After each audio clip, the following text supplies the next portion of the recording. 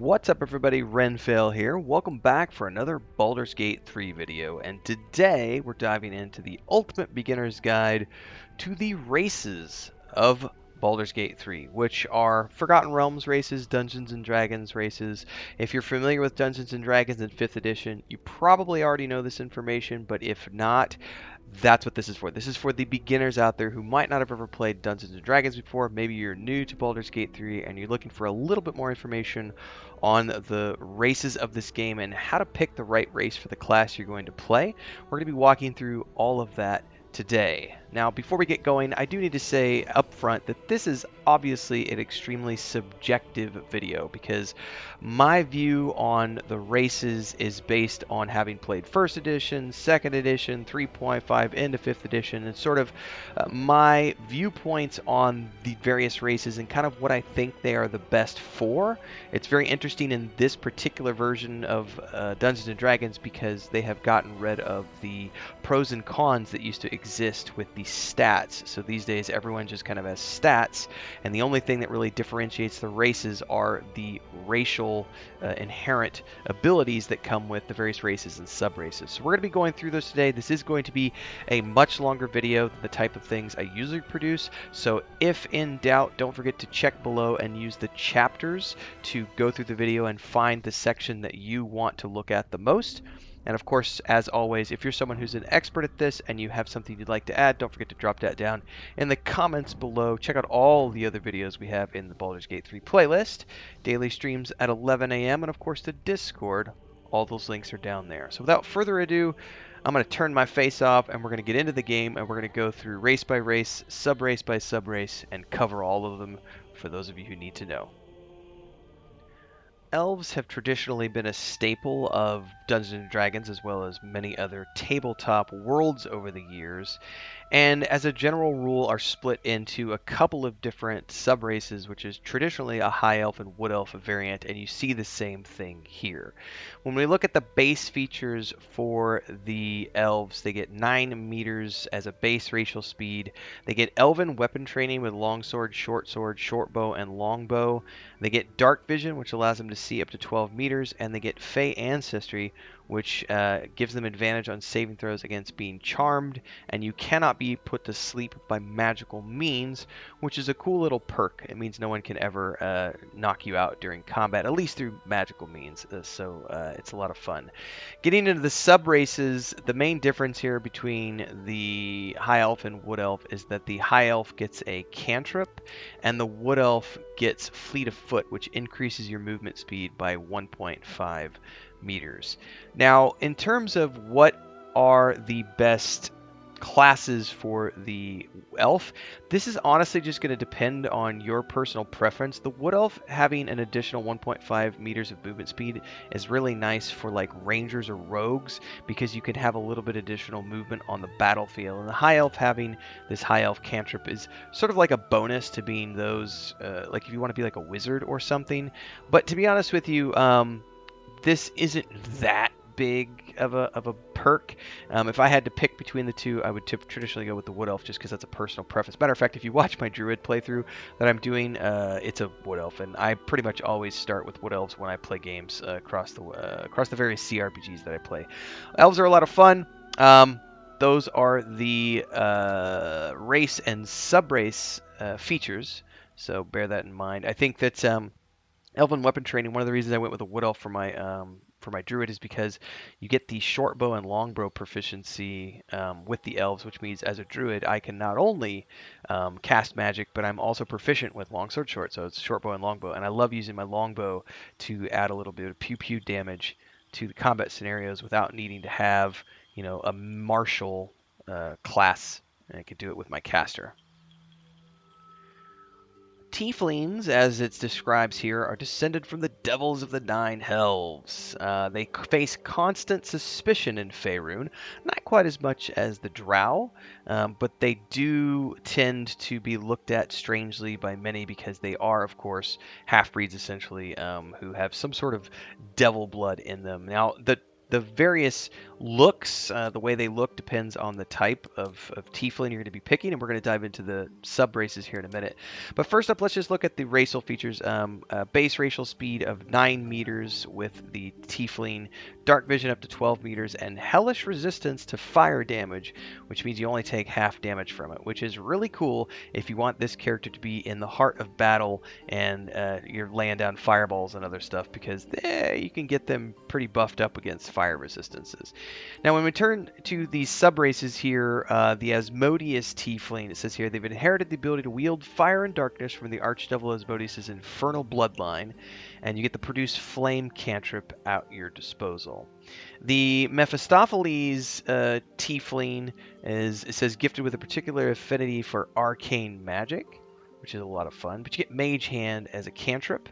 So that's a nice little bonus here. And the Zerial Tiefling gets Thaumaturgy as a cantrip, which gives you advantage on intimidation and performance checks, which is why I think a lot of people who play bards really like to go with the Zerial Tiefling, because you are going to get advantage on all of those performance checks, and those are fun when you're using a bard.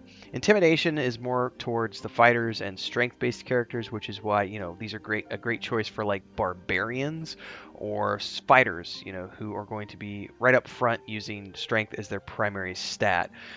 So bear that in mind if you decide to go with a Tiefling. I personally have a Mephistopheles Bard, which we're playing in the multiplayer streams. But that was just a personal preference because I like the skin color and I think they look really cool. But honestly, it just depends on what you want as your cantrip here. And Thaumaturgy is probably the best choice if you want to get into the meta of things.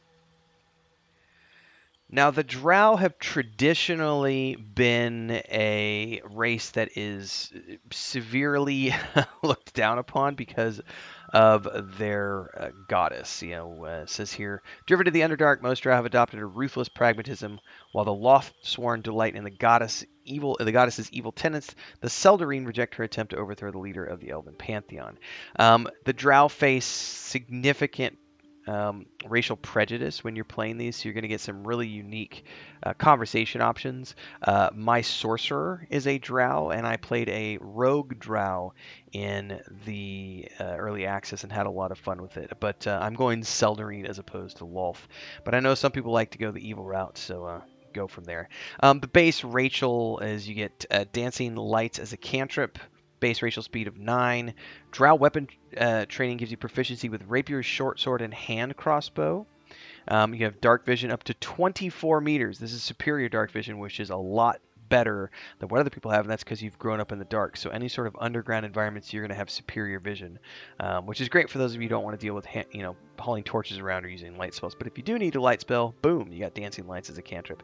And of course, just like regular elves, you have Fey Ancestry, which means you get advantage against being charmed, and magic can't put you to sleep. But let's look at the sub-race stuff here. This is essentially just a roleplay option. The Lolth-sworn Drow are raised by Lolth's cult in the city of Menzoberranzan, and they embody the virtues of their corrupt and merciless goddess. So this is traditionally, for those of you who want to play evil, and it says here, Lolth marks her followers with bright red eyes, so those in the Underdark will learn to fear them on sight. So that's a cool little roleplay perk. The Seldarine, on the other hand, can be found seeking allies from all over Faerun, aiming to settle their conflict with Lolth and each other by any means necessary. The people are still suspicious of you. My drow are Seldarine drow. But overall, I haven't found my gameplay impacted too much in a negative fashion by being a drow. It's just that some people have some very interesting conversations, and there are some encounters where it's a lot different if you're playing a drow versus playing one of the quote-unquote good races of the game. So mostly this is a roleplay option between the sub-races, so bear that in mind when you're looking at creating a drow. These are great, by the way, for, I think anyway, casters, rogues, a lot of fun, in my mind. Standard run-of-the-mill humans. Any version of Dungeons & Dragons that I've ever played has always had humans be sort of run-of-the-mill. They're not exceptional at anything, but they can be anything. And as a general rule here, we see your traditional 9 movement, racial speed. Civil Militia is one of the bonuses here. You have weapon proficiencies with spears, pikes, halberds, and glaives, and armor proficiency with light armor and shields. And human versatility, which means you get to select an additional skill to be proficient in, and your carrying capacity is increased by a quarter. So this is actually very important for those of you who want to look at having more skills at your disposal as opposed to just relying on your stats. So they don't have any sub-race bonuses here, so it's just human across the board. But that versatility is really cool because you get one additional proficiency. So you could pick something, if we go into the skills, you could pick something like sleight of hand or, persuasion or something, religion, etc. That you're, an additional proficiency gained there. And of course, this shields proficiency right away as well as light armor is pretty nice. And I think they're one of, if I'm not mistaken, and we'll go through here as we dive in, but I think they're one of the only races that comes immediately with spears, pikes, halberds, and glaives, which is an additional bonus compared to others who might have rapier proficiency as an example. But humans are run of the mill, same racial speed as the other medium-sized races, but that versatility is a lot of fun for those of you who want to focus more on having a variety of skills to make you a jack of all trades character. You can pretty much play anything with a human. I don't think there's any one class that they excel at because they are sort of run of the mill. Now, if I'm not mistaken, I believe Baldur's Gate 3 is the first time we've ever been able to play the Githyanki as a playable race. In Baldur's Gate 2, they were one of the major antagonists that you could come up against. And there was a whole series of missions going up to the Githyanki plain, and there was some cool swords that you could get, some other stuff. But they were definitely evil, dangerous, and you don't want to mess with them. And they are central to the storyline of Baldur's Gate 3. But also, having Lae'zel as one of the companions that could join your party was the first time I'd ever seen the Githyanki from the perspective of a storyline character. And being able to play one is something that I personally will probably never do, unless it's, one of my 10th playthroughs or something. But I know a lot of people have enjoyed playing them.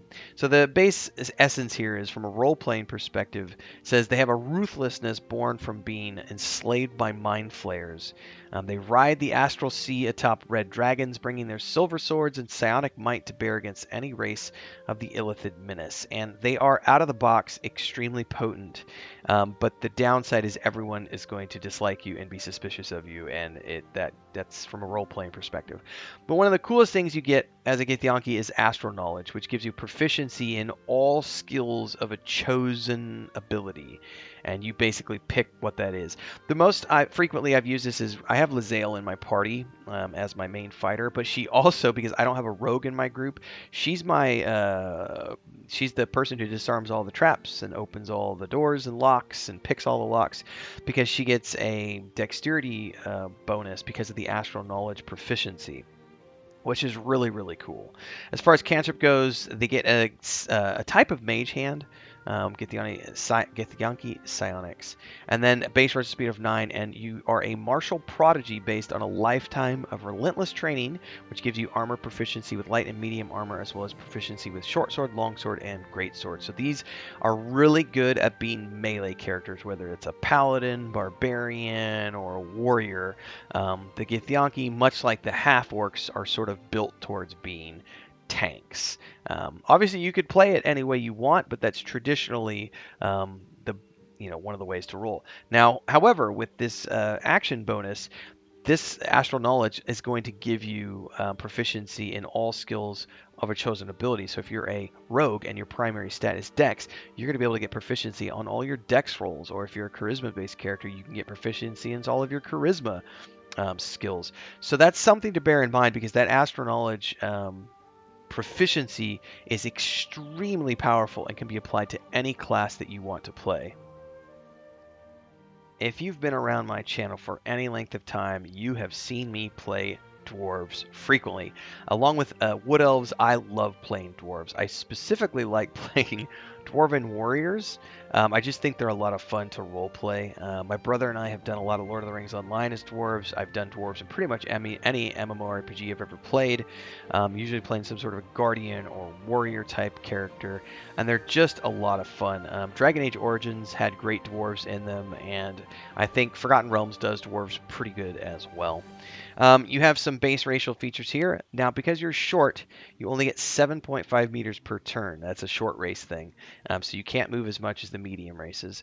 But you have proficiency with battle axes, hand axes, light hammers, and war hammers because of your dwarven combat training. See up to the dark, up to 12 meters because of dark vision. And you have dwarven resilience, which means you have advantage on saving throws against poison and resistance to poison damage. But where things really get fun is the sub races here because you get some significant differences between the various sub-races. So the Gold Dwarf gets a Dwarven Toughness, which gives you a hit point maximum increase by 1 and 1 again every time you gain a level, which means you're getting an inherent hit point bonus beyond all the other races, which makes these ideal for being tank-like characters up at the front line because they're going to have a ton of hit points compared to everybody else. Now, Shield Dwarves have Dwarven Armor training, which gives you an additional armor proficiency with light and medium armor, which is kind of cool if you want to make a character that is, as an example, a caster who also has proficiency with medium armor, meaning you can be a spellcaster who can also wear medium. That's a pretty cool thing. So that's something to keep in mind if you're looking at playing something that traditionally doesn't get proficiency with light and medium armor. You're going to get that by playing a shield dwarf. And of course, you also have the Dwergar, which are the evil underground. Well, traditionally they're evil. It says once enslaved by eldritch mind flayers, they've adapted to freedom with harsh practicality, with cold demeanors and gifts of stealth. They're well known throughout the Underdark, which makes these ideal at being stealth-based characters. But also, you get superior dark vision up to 24 meters, and you've also got Dwergar Resilience, which gives you an advantage on saving throws against illusions and against being charmed or paralyzed, which is really cool. Being able to resist paralyzation is a big deal as you get into some of the bigger fights because mobs will try to knock you down as much as they can with these characters, with their spells, excuse me. Now, the way they did half-elves in Baldur's Gate 3 is pretty unique, and this is one of the 5th edition changes that have happened over the years with Dungeons & Dragons, because traditionally a half-elf was just a half-elf, and they never really specified which version of the elf was your other heritage. But here, when we get into the sub-races, you'll be able to choose whether you're a high half-elf, high wood elf, or a drow half-elf. And these essentially just give you the exact same sub-race benefits as the elf in question. So the high elf gets the firebolt cantrip, the wood elf gets an additional fleet of foot movement speed increase, and the drow half elf gives you the dancing lights cantrip. But as far as just half elves, base racial speed of 9, you get the civil militia training of the humans, the dark vision of the elves, but you also get the Fey ancestry perk. So the half-elf kind of has the best of both worlds in terms of being able to take the bonuses of the human with the bonuses of the elf of choice, and blending those two heritages together. So there's really no downside to playing a half-elf, which for many people makes the half-elf the superior race to play in 5th edition Dungeons & Dragons, because you are getting bonuses from both sides of the family tree, which is actually pretty cool when you think about it. But I love the fact that now you can choose between the various types of elven ancestry that you have, as opposed to it just being a generic elven heritage in your background.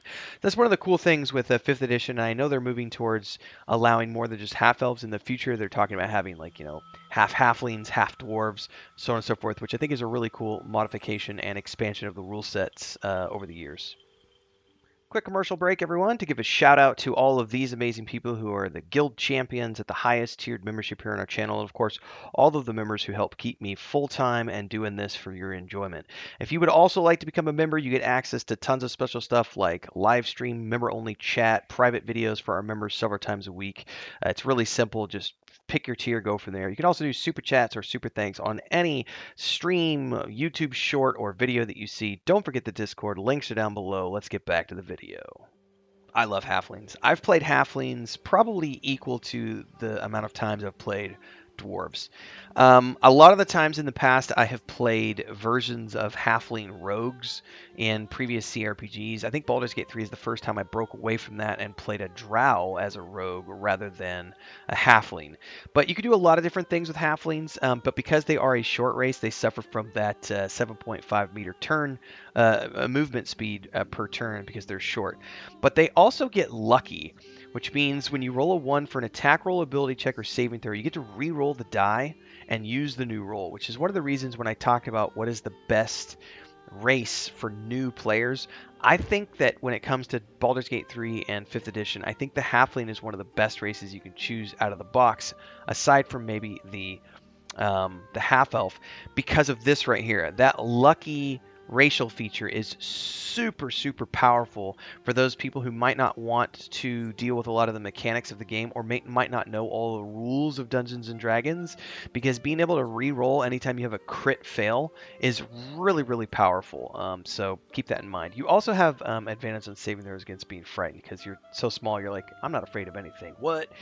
And then you go into the sub races, and you have two different choices here. You have the Lightfoot Halfling, which gives you an advantage on stealth checks, which makes them really good in terms of being thief characters, or bards, or anybody who needs to be stealthy.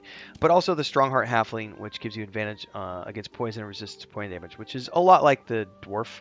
Because you have that inherent resistance to poison, and it's like, yeah, go ahead, try it, just try it. I have the Strongheart. You can't poison me. I had never played a gnome in any CRPG until Baldur's Gate 3, and during early access, I originally thought that my druid was going to be a forest gnome because of the roleplay opportunities that came with that. But ultimately, I changed my mind and went back to my wood elf.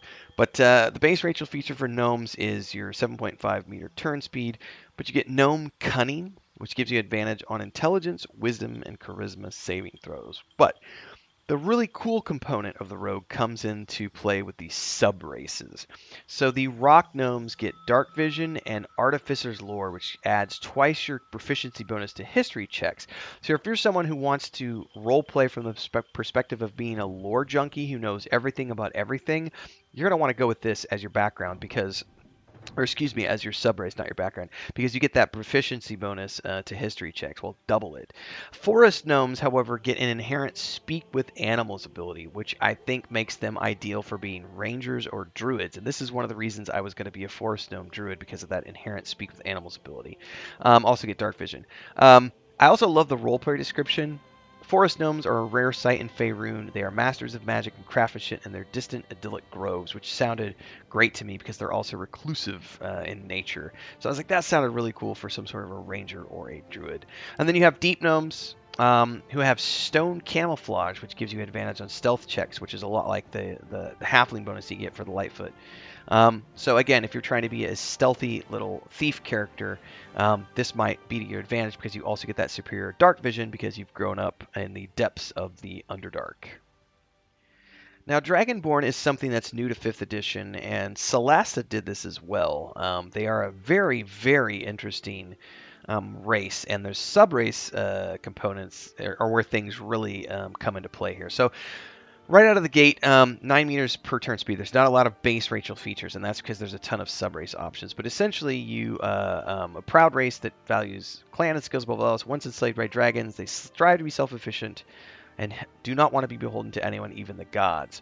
But where we really see the benefit to being a Dragonborn is this section here, the subrace. So essentially, every single one of these, black, blue, brass, bronze, copper, gold, green, red, silver, white, are the type of dragon that these are descended from.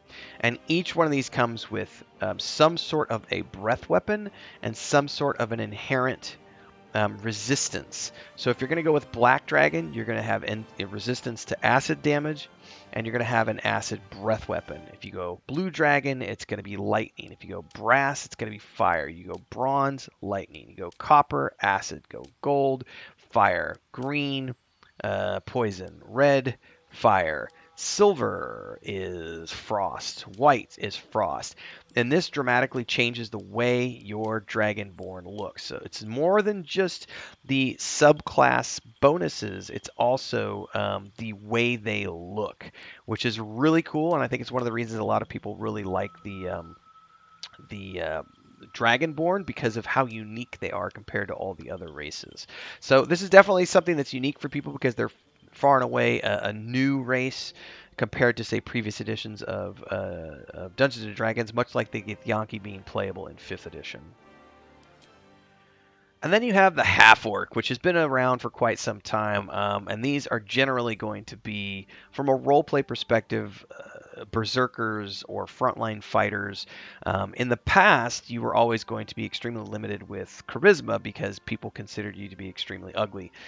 But they've gotten rid of that with this edition, and instead you just have the racial features. So with the half orc, it's again much like the old half elf in the sense that there's not different versions of orcs, it's just one type of orc. So it's your human side blended with an orc side, and you have dark vision up to 12 meters, and then you have relentless endurance. So if you reach 0 hit points, you regain a hit point instead of becoming down, which means it's very hard to actually knock these characters out in combat scenarios, which is another reason why they're great for being frontline martial characters. Beyond that, they also have savage attacks, which means when you land a critical hit with a melee weapon, you're going to deal an extra dice of weapon damage. So again, martial characters are where the half-orc really shines because it's all about doing that additional damage. I mean, you could, from a roleplay perspective, play a half-orc as like a sorcerer or a wizard or something, but you're never going to be using your melee weapon attacks, so you're going to lose out on that savage attack benefit here. Now, of course, from a roleplay perspective, half-orcs can be played a ton of different ways. And it says here, whether their rage burning their bodies compels them to fight or the love filling their hearts inspires acts of incredible kindness, half-orcs are more inclined to act than contemplate. And they are creatures of intense emotion. Well, there you have it, everybody. Those are the races of Baldur's Gate 3, and hopefully I've been able to give you some insight into how you might want to play this race with the class that you have in mind. But again, my version of things is not the only version out there. There are lots of ways to look at this. It's entirely subjective. This is just the way that I tend to think about things based on my experience with Dungeons & Dragons over the years, and the fact that I much more prefer to roleplay characters as opposed to play them based on the meta. Now, other people out there who have guides based on the meta are going to tell you that you need to choose this race for this class because it's the best combination because of the stat bonuses you get. And that's true if you want to dive into the meta of Dungeons & Dragons and mechanics. But if you're new to Dungeons & Dragons and you've never played it and you just want to play on story mode to have a fun time and you're not too worried about dealing with all the ins and outs of the rules and the dice rolls and everything else, then you can be a little more flexible. And that's kind of why I call this the ultimate beginner's guide, because this is more geared towards people who might not know anything about Baldur's Gate or Dungeons & Dragons as a general rule. So if you like this, don't forget to like, subscribe, and hit the bell icon so you never miss an update. Check out all the other playlists, daily streams at 11 a.m. Central Time. Don't forget the Discord. Links are down below. And hopefully I will see everyone in the next video. Until then, stay safe and happy gaming, everyone.